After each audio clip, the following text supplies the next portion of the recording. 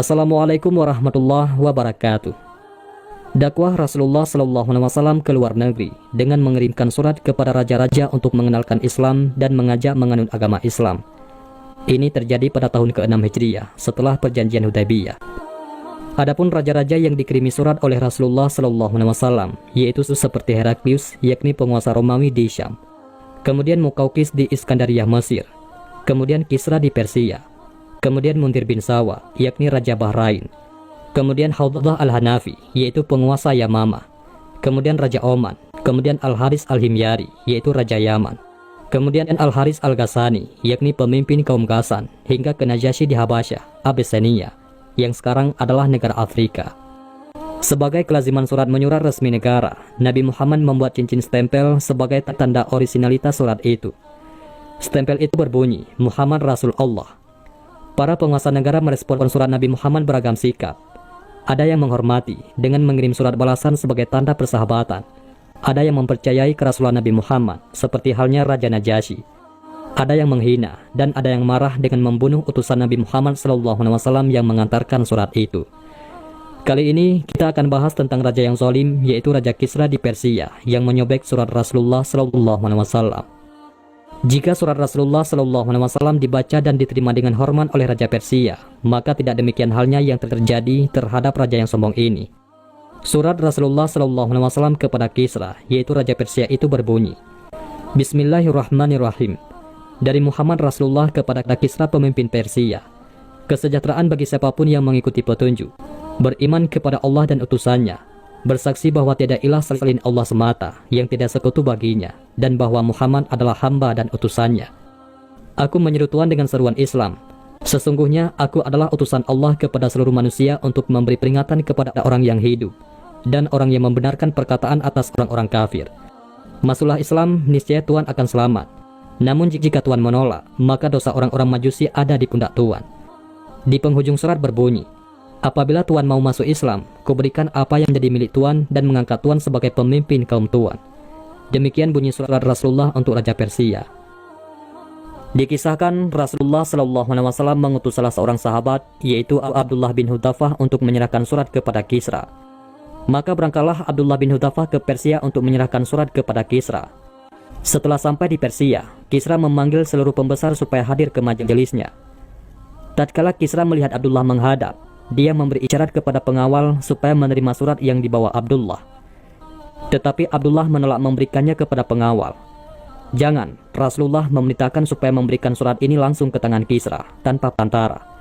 Aku tidak mau menyalahi perintah Rasulullah, ujar Abdullah bin Hudhafah. Kisra bisa memahami. Biarkan dia mendekat kepadaku, kata Kisra kepada pengawalnya. Abdullah pun menghampiri Kisra, kemudian menyerahkan surat dari Rasulullah itu. Selanjutnya Kaisar memanggil sekretaris berkebangsaan Arab yang berasal dari Hira. Kisra memerintahkan sekretaris itu untuk membuka surat tersebut di hadapan baginda dan menyuruh membacakan isinya. Dari Muhammad Rasulullah kepada Kisra, Maharaja Kisra. Berbahagialah siapa yang mengikuti petunjuk. Baru sampai di situ sekretaris membaca surat, api kemarahan menyala di dada Kisra. Mukanya merah dan urat lehernya membengkak. Ia tersinggung berat karena Rasulullah menyebut nama dirinya sendiri terlebih dahulu sebelum menuliskan nama Kisra. Lalu Kisra merebut surat tersebut dari tangan sekretaris dan menyobeknya tanpa mengetahui isi surat selanjutnya. Berani-beraninya dia menulis seperti itu kepadaku, padahal dia budakku, teriak Kisra.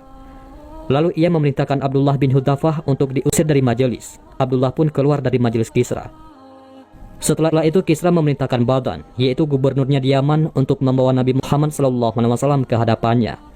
Selanjutnya Badan menugaskan dua orang bawahannya untuk menemui Rasulullah sambil membuat surat untuknya.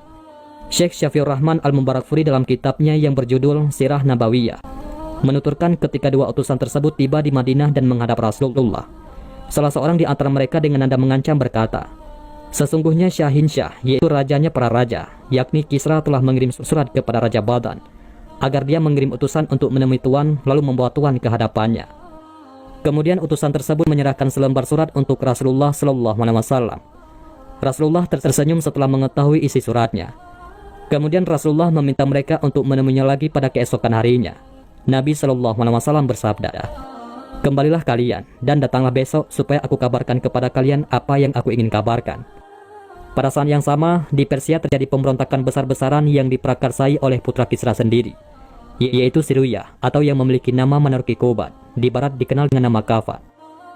Dikisahkan saat itu pada malam hari, para prajurit penjaga malam ataupun Hurasni Madain yang biasanya menyerukan nama raja yang berkuasa ketika melewati jalan-jalan, malah menyebutkan nama Siruyah ketimbang Kisra, yaitu Raja Abrawis. Sebuah tanda kudeta telah dimulai.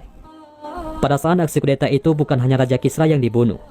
Siruyah, yaitu putranya, juga membunuh seluruh anggota keluarganya yang laki-laki, terkecuali putranya sendiri, yaitu Ardashir.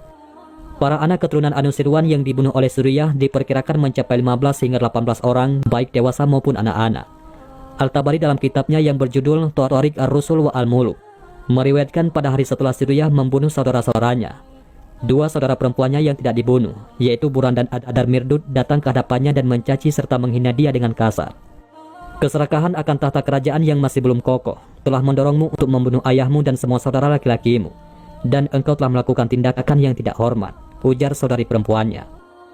Maka pada keesokan harinya Rasulullah SAW memberitahukan peristiwa pemberontakan di Persia kepada kedua utusan Badan.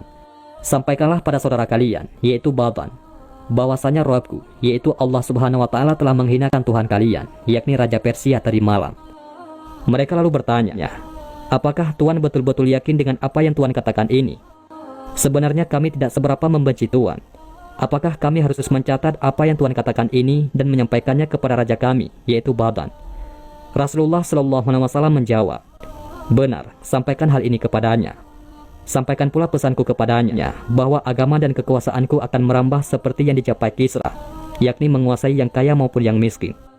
Sampaikan pula kepadanya, apabila Tuan mau masuk Islam, kuberikan apa yang menjadi milik Tuan dan mengangkat Tuan sebagai pemimpin bagi kaum Tuan. Maka kedua utusan itu segera kembali menemui Badan dan menyampaikan pesan Rasulullah SAW. Tak seberapa lama kemudian, datang sebuah surat kepada Badan yang memberitakan bahwa Kisra telah tewas. Dalam surat itu, Siruyah berkata kepada Badan, awasilah orang yang sudah dikirimi surat oleh ayahku itu, yaitu Rasulullah, dan janganlah engkau menyerangnya sebelum ada perintah dariku. Al-Khadri dalam Muhadarat Tariqul Umam Al-Islamiyah dan Ibnu Hajar Asqalani dalam Fathul Bari sebagaimana dikutip Syekh Syafiur Rahman mengatakan hal inilah yang kemudian mendorong Badan beserta rakyatnya di Yaman untuk masuk Islam. Sebelum Siruyah membunuh Kisra, salah seorang tokoh negarawan Persia datang kepada Siruyah setelah dia memenjarakan ayahnya dan berkata kepadanya, tidaklah pantas bagi kita memiliki dua orang raja. Apakah engkau membunuh Kisra dan kami akan menjadi hambamu yang setia dan patuh? Atau kami akan menggulingkanmu dan memberikan kesetiaan kami kepadanya, seperti yang selalu kami lakukan sebelum engkau mendapatkan tahta kerajaan? Kata-kata ini mendatangkan ketakutan di hati Siruyah. Dia lalu memerintahkan Kisra untuk dipindahkan dari istana pemerintah ke rumah seorang pria yang bernama Marasvan. Al-Tabari mengisahkan Siruyah kemudian membuat berbagai tuduhan atas kejahatan-kejahatan Kisra dan memerintahkan Mihurmus, yakni salah seorang putra pejabat Persia, untuk membunuhnya. Belakangan Siruyah malah mengeksekusi Mihurmus juga atas tuduhan pembunuhan ayahnya. Selanjutnya, Siruyah juga membunuh seluruh anggota keluarganya yang laki-laki. Meskipun demikian, ketika dia membunuh saudara-saudaranya, dia menunjukkan kesedihan yang luar biasa. Itulah yang terjadi terhadap kerajaan di Persia setelah menyobek surat Rasulullah SAW. Kerajaan menjadi kacau dan hancur yang diakibatkan oleh mereka sendiri. Dan itu semua tidak lepas dari kemurkaan Allah Subhanahu wa Ta'ala. Di dalam kisah ini, Nabi SAW telah mengetahui akan kebinasaan Raja Persia di saat berani menyobek surat beliau dan tidak menghormati beliau.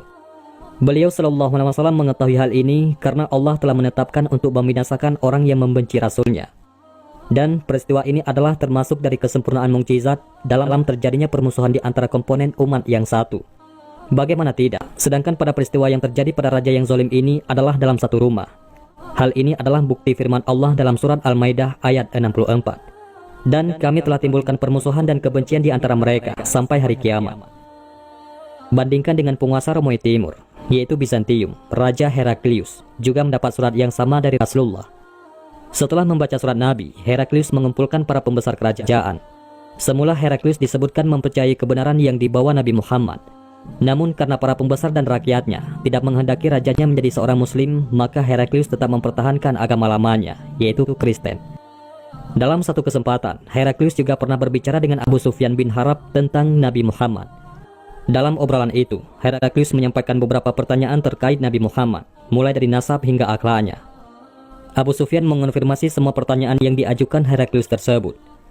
Dalam hadis riwayat Bukhari dan Muslim, Heraklius mengaku kalau Rasulullah akan keluar. Namun ia tidak menyangka kalau Rasulullah muncul dari bangsa Arab Makkah. Seandainya aku tahu bahwa aku sampai kepada masanya, pasti aku sangat ingin bertemu dengannya. Seandainya aku ada di hadapannya, pasti aku basuh kedua kakinya, kata Heraklius. Imam Bukhari dan lainnya meriwayatkan dari Abu Sufyan. Heraklius mengatakan, aku telah mengetahui kalau dia akan muncul, tetapi aku tidak menyangka kalau dia berasal dari golongan kalian. Rasulullah SAW telah menulis surat kepada Raja Persia dan Romawi, dan keduanya tidak masuk Islam.